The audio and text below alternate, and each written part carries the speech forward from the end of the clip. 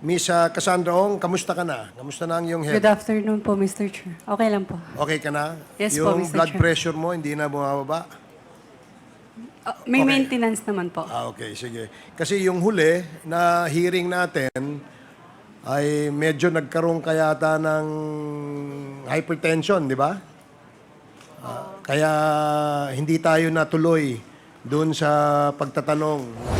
Earlier, Kong Adjong asked Miss Cassie Ong, tinanong po kayo kung kumusta kayo, kumusta ang kain nyo, kumusta po ang low sugar nyo. You mentioned okay naman kasi may maintenance. Miss Ong, kumusta ang pakiramdam mo? Nakatulog ka ba ng maayos? Nakakain ka okay ba yung pagkain mo? Okay lang po, Mr. Chair. Okay, so yung blood sugar mo okay naman? May maintenance naman po. Okay, sige. Thank you very much. As a mother and as a doctor, napakamatik nung pagsisinungaling ni Miss Cassie Ong. I hope I'm wrong, but her actuations and her actions reflects a complete picture of a pathological liar. Kung naalala mo lang na yung huling nandito ka, tinanong kita no, kung saan ka nag-aral. Yun ulit ang tanong ko sa iyo ngayon. No? Saan ka nag-aral?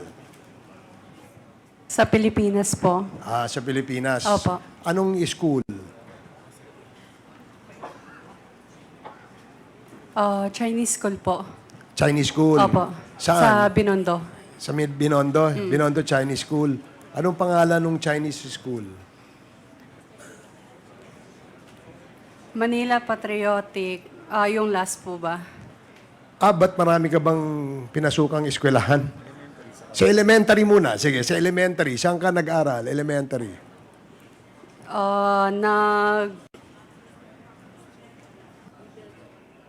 Pinakalas ko po is Manila Patriotic School po.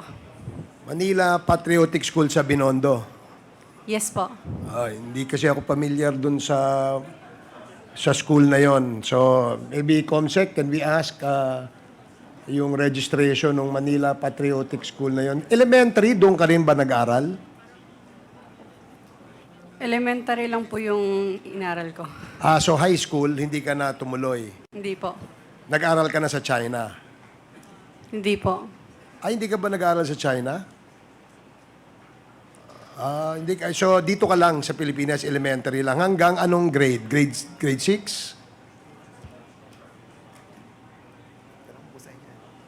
Grade 6? Hindi po yata natapos eh. Grade 5. So, meron akong picture dito. Nakatoga ka ng graduation.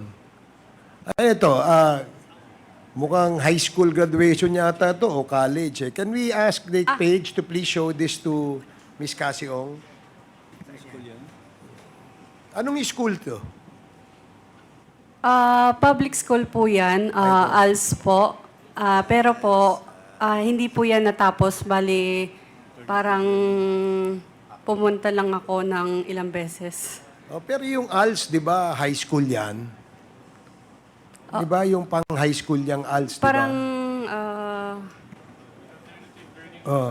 Alternative Learning System, di ba? So, meron kang, nakarehistro ka no, sa DepEd na nag-avail ka ng ALS. hindi ko po sure, Hindi. Mr. Chair. Kasi, paano ka naka-enroll sa ALS kung hindi ka, kasi pag nag-enroll ka, syempre, mariregister yung pangalan mo ron, di ba? Di ba? Opo. Mr. Mr. Chair. Ganda nga ng picture mo rito, graduate ka, oh. Sabi ni Ronaldin Baterna, di ba? Sa ano to? Sa Manila ito. Di ba ikaw nagsabi no? Nakala ko si Ronaldin eh. So di ba? High school graduation picture nyo to. So, Sa ALS po yan, Mr. Chair. Tapos, nakipicture lang po ako dyan.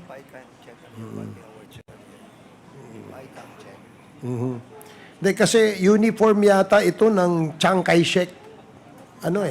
Hindi ba? Hindi ka ba sa Chiang Kai-shek? Chiang Kai-shek Award. Meron ka pang award dito eh. Merong... Oo. So, ito, bakit ka may ganitong picture? Yan, how do we show this? Ayan. Ano nga? Pakita nga kay Mr. Chair,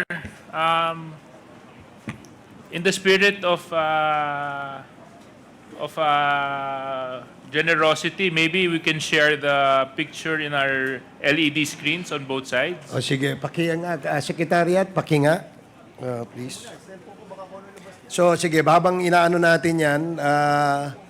So, nagpa-picture ka lang ng toga. Pakisoli daw yung, yung cellphone ni Congressman Fernandez pagkatapos. Baka may mga picture niya, may tinatago kasi siya dyan. Okay na. Mr. Chair, I would like to. Mr. Chairman, I refuse to surrender my cell phone. Okay. Because there are a lot of pictures in here that might incriminate myself. Okay, I perfectly understand your situation, Congressman Fernandez. So, And if the resource persons have manifested that this toga that she was using was used not really as a manifestation of her being a graduate of that school, then we tend to believe her. Okay. Believe her. so Mr. No, Chair, no more taking this picture and be put in that monitor. Mr. Chair, okay. Yes, Congressman Nakop. Nung una po, may mga impormasyon si Honorable Fernandez na hindi ko alam eh. Ngayon, ito na naman. May know kung si Madam Cassie ang nagpadala sa kanya ng picture na yan? Kasi ikaw ba nagpadala ng picture na yun kay Congressman Fernandez? Hindi po, Mr. Chair. O sige. So, gaya ng tanong ko kanina, nasagot mo naman, sabi mo naman ay elementary, no? Pero yung picture na yan pang high school, nagpa-picture ka lang. Di ba? Okay.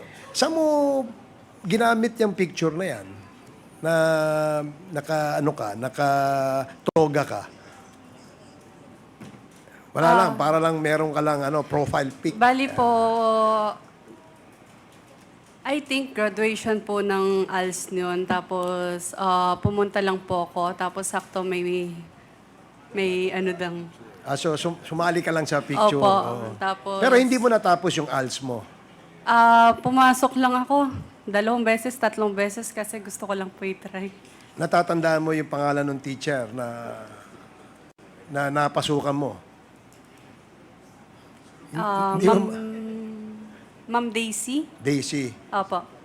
So, wala ka ring teacher na Rubilin ang pangalan?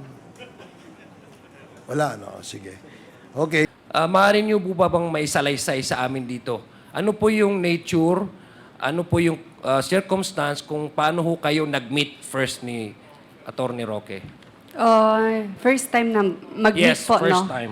Na-explain ko na po last time sa committee na to. Ang sabi ko po is, nakilala ko siya during nung time na after election po. Ano After- pong year yun? After election, mga around like... Kasi dalawa pong election. In 2019, nagka-election po tayo. In Opo. 2022, Yung last nagka-election. election po is... 2019. 20... Tama po ba? Hindi po. 2022. Opo. Okay, nung 2022 po kayo nagkakilala ni At. Opo. Sa anong paraan po kayo nagkakilala, Mr. Chair, Ms. Ong? Pinakilala lang po siya sa akin during dinner. Basta sa isang pagkainan lang po. Okay. Ano po ba yung panag-usapan nyo doon sa dinner na iyon? Wala naman po. Wala. Opo. Okay, sige. May alam ho ba kayo sa solar business? Ayun po yun sana na magiging parang partner po namin. Ano po? Ayun sana magiging isa sa mga negosyo po So, ibig namin. sabihin, mayroon kayong pinag-uusapan. Hindi tama yung sagot mo sa akin na wala kayong napag-usapan. Or... Mr. Chair, sorry po. Ang sinabi niyo po kanina is nung una po, di ba? To be honest, nung una, wala po masyado. Ang alam ko, wala po talaga.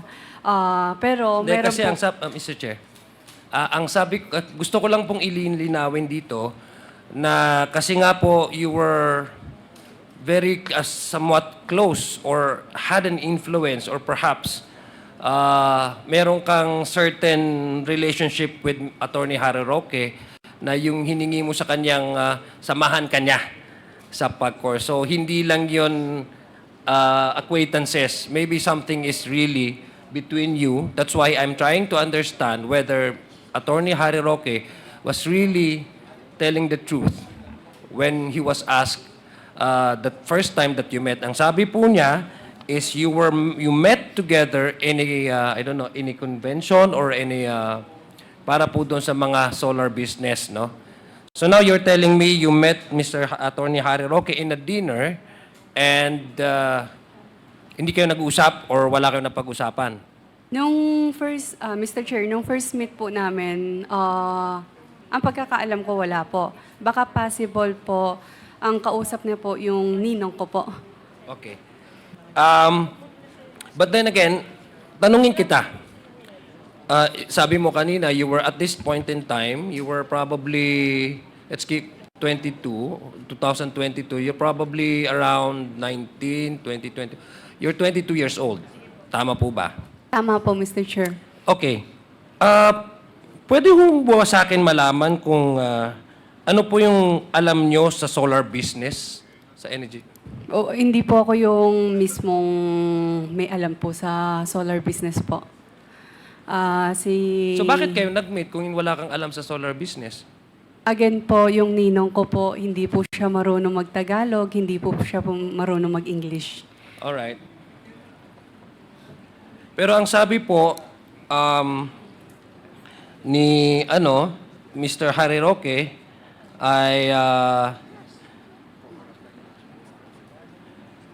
ay nag-meet kayo sa isang convention and not sa dinner.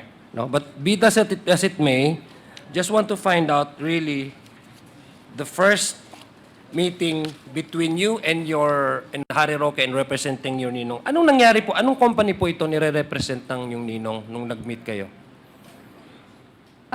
Bali, ang pagkakaalam ko wala pa po. Parang first meet po is parang pakilala po ang alam ko po.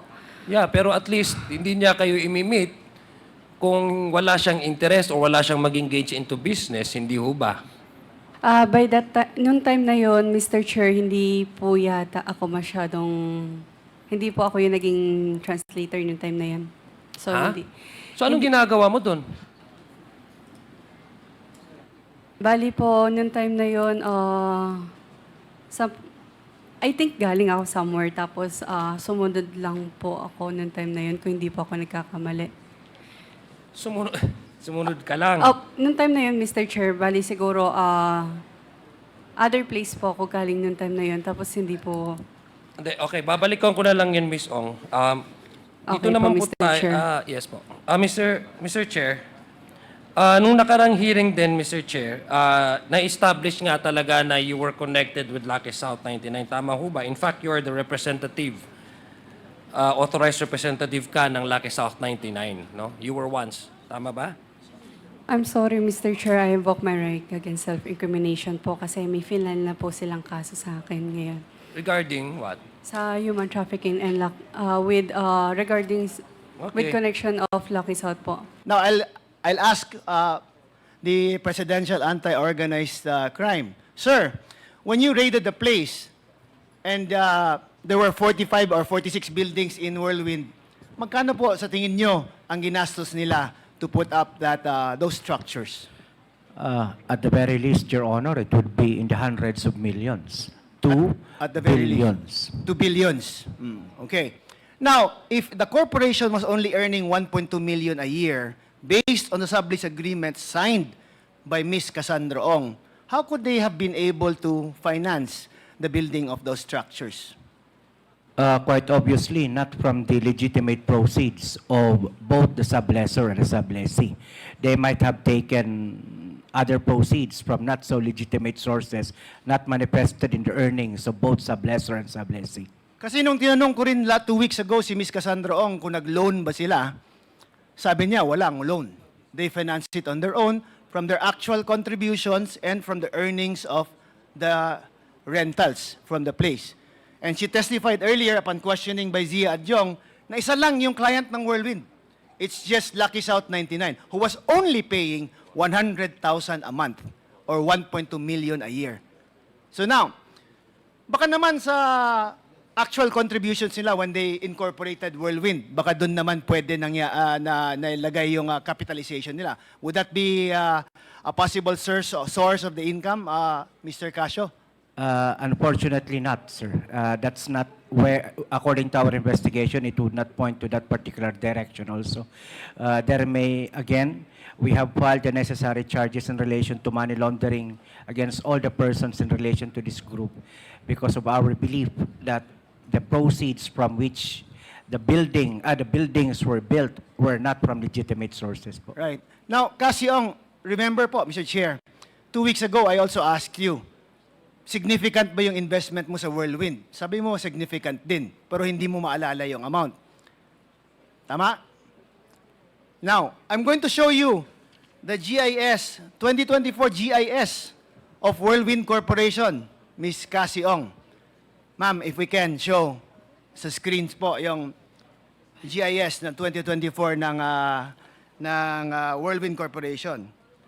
Ang binayad niyo po, representing 50%, I don't know, 58%, supposedly ang subscribed shares niyo is only worth 725,000 pesos. Hindi po umabot ng 1 million.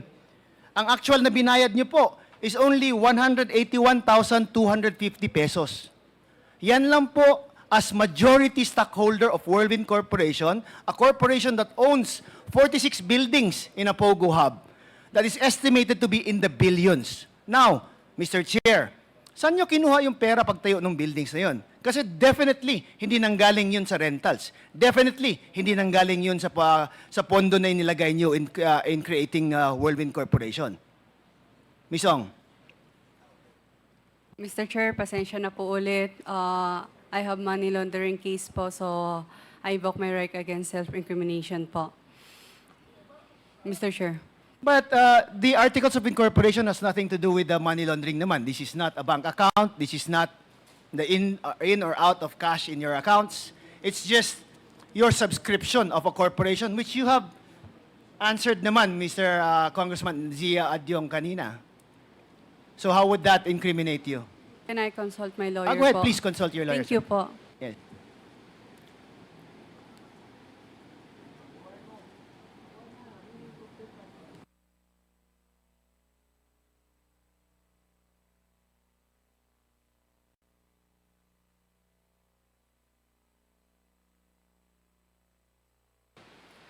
Mr. Chair, as of...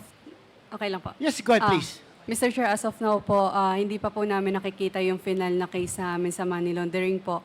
Possible po yung income po namin or is maaari pong magamit sa cases po. Okay. Pero so nakita mo naman sa GS na pinakita ko sa iyo kanina, na ito lang yung amount na in-invest mo. 58% ka na, di ba? More than half of the corporation you own. And ganun kalaki yung napatayo nyo with the amount that you put in. Do you think it's proportionate? Tama po ba na yung kinontribute nyong amount makapagtayo ng ganun karami na buildings?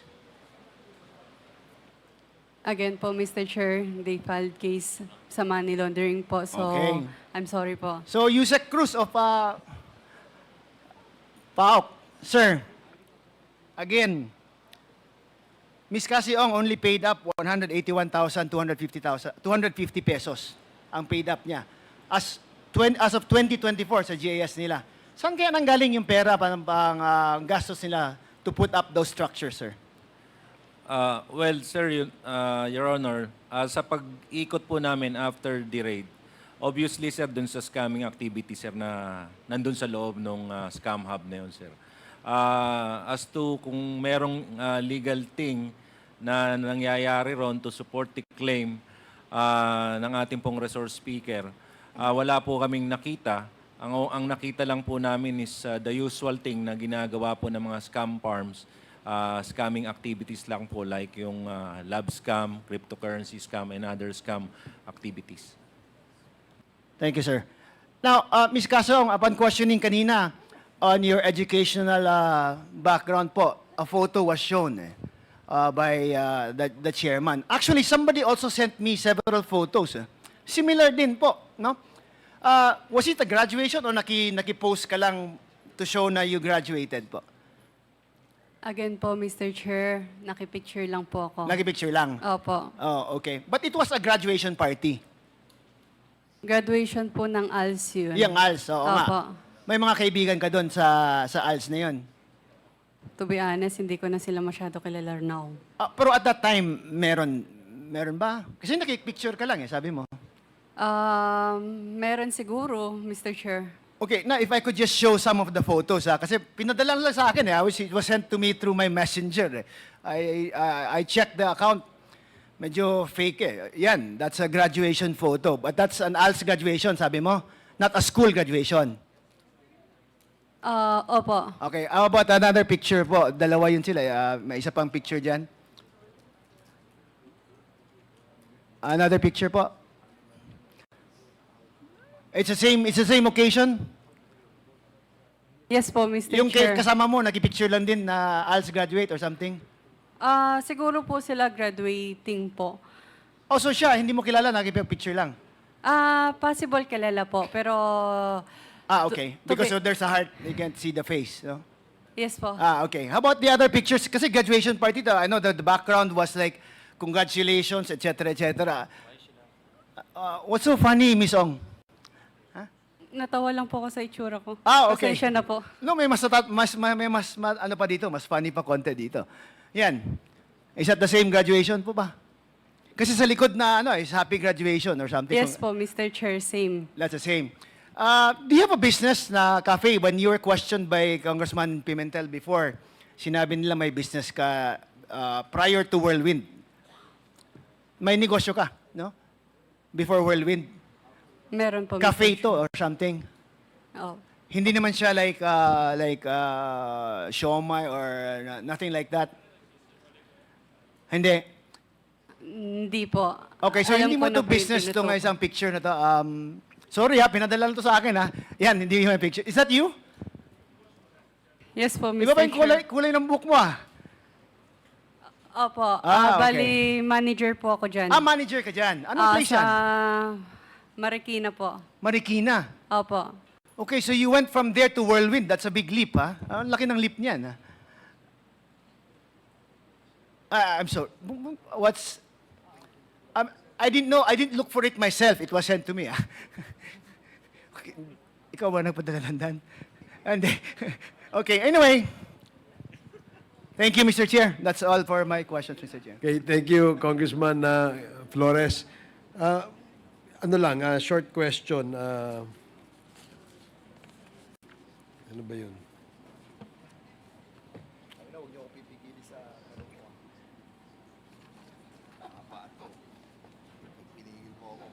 Cassandra Ong and Alice Go is talking to each other. Halata po kayo.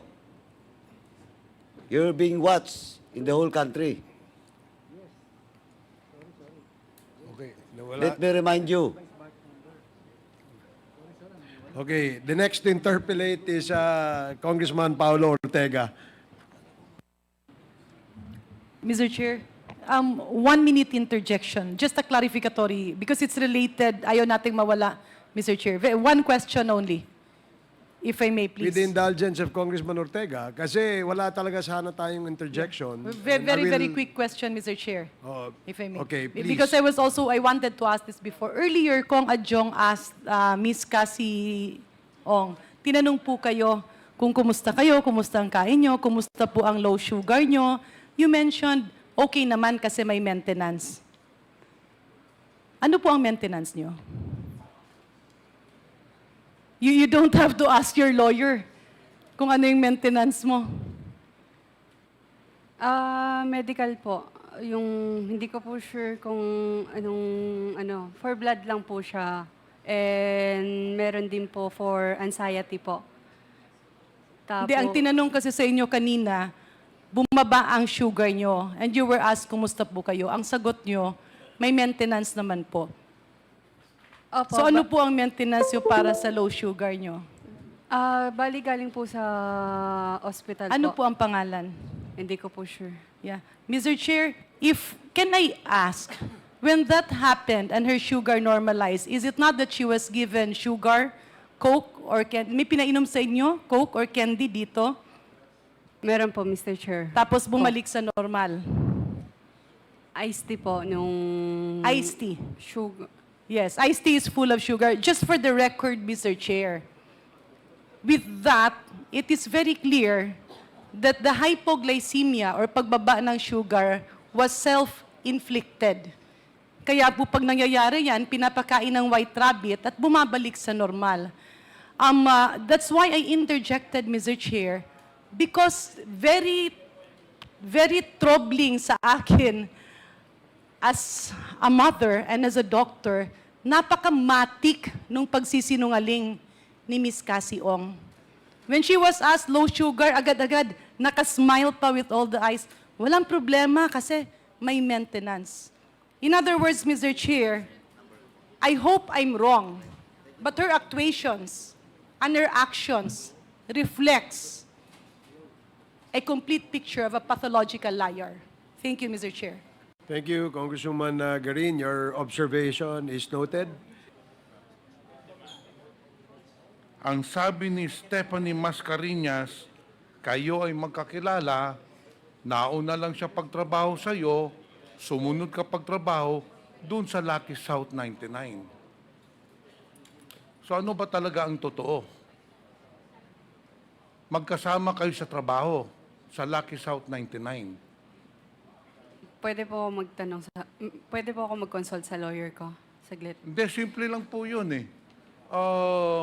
It's either si Stephanie Mascareñas ang nagsisinungaling o ikaw ang nagsisinungaling. Kasi itong kasalaysay ni Stephanie is under oath also. Very clear po yung sinabi niya, nandan po sa minutes natin, marami pong mga testigos na kadinig dito, hindi ka pa sumisipot noon, tinanong namin si Stephanie Mascareñas at nung huling punta mo po dito, tinanong ka rin kung kilala mo si Stephanie, sinabi mo totoo. O tapos ngayon, sasabihin mo sa amin na hindi kayo magkasama. Eh, sabi nga ni Stephanie, doon kayo nagkakilala sa Lucky South 99. Hindi po yun totoo, Mr. Chair. O isalaysay mo nga, paano mo nakilala si Stephanie Mascareñas, Mr. Chair? Sabihin mo dito sa komitiba, paano kayo nagkakilala? Nakilala ko po siya doon sa kung saan nakaano yung isang opisina ng aking ninong po. Pero hindi po sa Lucky South po, Mr. Chair. Sandali, pakiulit nga yun, Stephanie. Ang sabi mo, nagkakilala kayo ni Cassandra, ni Stephanie, sa isang opisina na pagmay-ari din ng Lucky South 99. Ganun po ba? Hindi po siya pagmamay-ari ng Lucky South 99 po, Mr. Chair. Mr. Chair, we need, or rather, this representation needs the presence of Stephanie Mascareñas next hearing to establish whether who is lying. Is it Miss Cassandra Ong or is it Miss Stephanie Mascareñas? Pero naka-contempt ka na eh. I would like to cite you for contempt. Pero naka-contempt ka na eh. Because very clear sinabi mo sa akin noon, dito sa komitiba, kilala mo si Stephanie, nagkilala kayo. So ulitin ko, saan kayo nagkakilala ni Stephanie Mascareñas? Mr. Chair, nagkakilala po kami sa isang office, pero hindi po siya Lucky South, Mr. Chair. Eh, saan ba nagtatrabaho si Stephanie? Nung panahon na yun, wala pa pong Lucky South. Wala ding Wordwin. O ganito na lang, Cassandra. The fact remains na magkakilala kayo. Inaamin mo yon na magkakilala kayo. Yes po, nakikita ko po siya. Ay, hindi yung sa nakikita. Nag-uusap kayo, ang tanong ko. Madalang lang po, Mr. Chair. Madalang. Opo. Pero nagkausap kayo. Opo. In short, magkakilala kayo. On a Opo. first name basis, kilala ka niya as a Cassandra Ong, kilala mo siya as Stephanie Mascareñas. Okay. Alam mo bang sinabi ni Stephanie Mascarenhas na nagsabi ka daw sa kanya na ikaw isang purong Chinese. Meaning that you're a pure-blooded Chinese. Yun ang sinabi ni Stephanie Mascarenhas dito under oath. Ano ka ba talaga, Mr. Chair? Chinese o Filipino?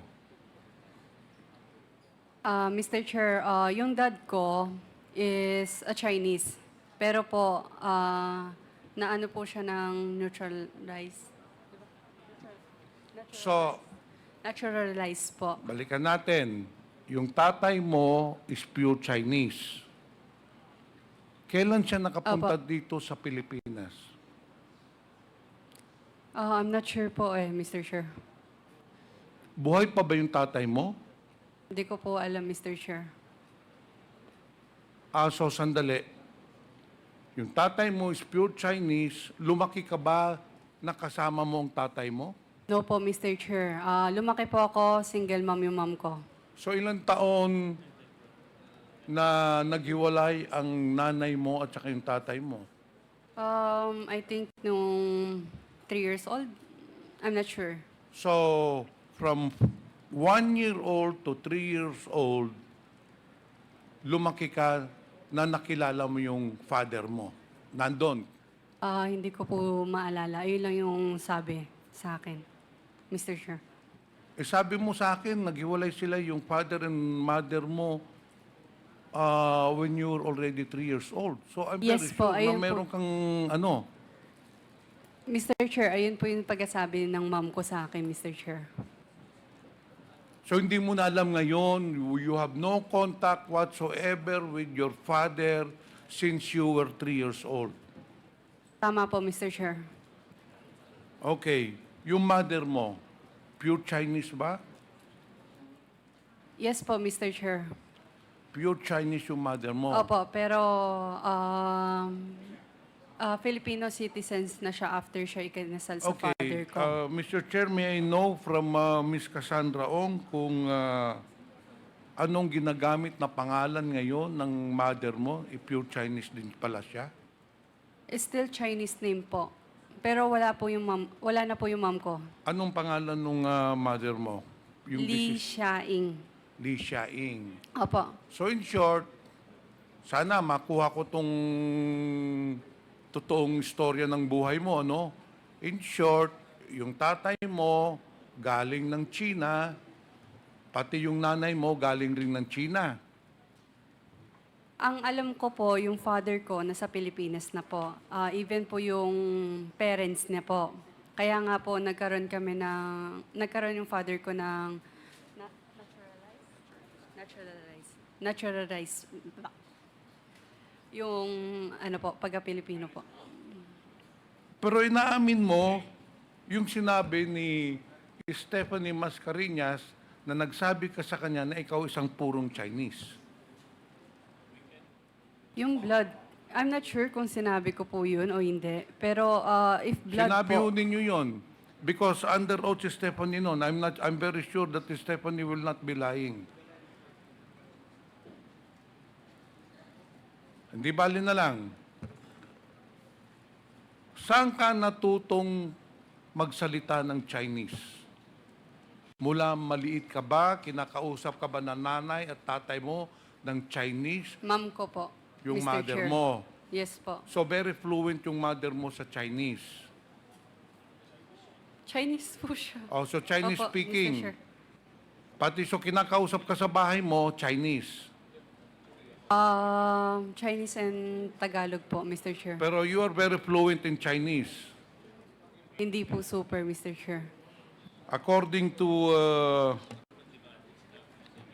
Stephanie again, na magaling ka talaga mag-Chinese, kaya ikaw ang kinuha na personal translator ni Duan Renyu na big boss ng Lucky South 99. Hindi po ba?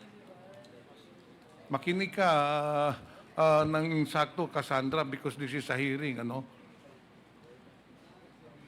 Kaya ka kinuha ni Duan Renwu as a personal companion para maging translator. Because eventually, nung naging close ka na kay Duan Renwo, in fact, lahat ng instruction ni Duan Renwo doon sa operations ng Lucky South 99, sinasabi na niya sa'yo at ikaw bali ang nagmamanage ng Lucky South 99. Hindi po totoo yun, Mr. Chair. Pero nung huling nag-uusap tayo, nung huling tinanong kita, Stephanie, ikaw mismo nagsabi sa amin dito sa komitiba that you were living under one roof with Mr. Duan Renwo. So, if you're living, you're the only person, you're the only, hindi mo man nasabi kung hindi, ayaw mo sabihin, empleyado ka o partner mo, ano ba talaga ang relasyon ninyo ni Duan Renwo? Partner mo ba siya o nagtatrabaho ka sa kanya? Mr. Chair, again po, ninong ko po siya. Okay, assuming Opo. ninong ka niya. Pero sabi mo sa akin, nakapasok ka lang doon sa Lucky South 99 noong 2019.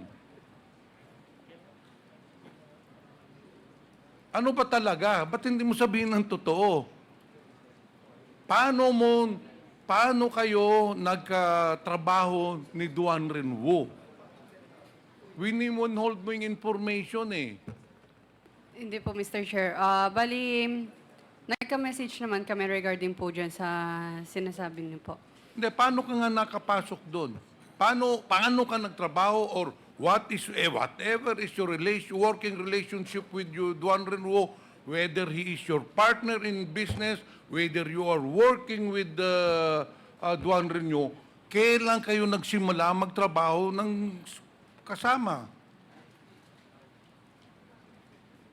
Mr. Chair, kausapin ko lang ang lawyer ko saglit.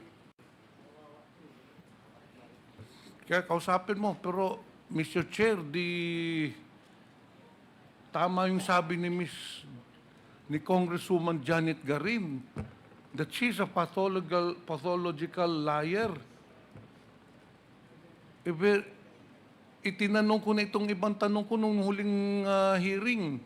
Paulit-ulit ko tinatanong ito, Mr. Chair, paiba-iba ang sagot.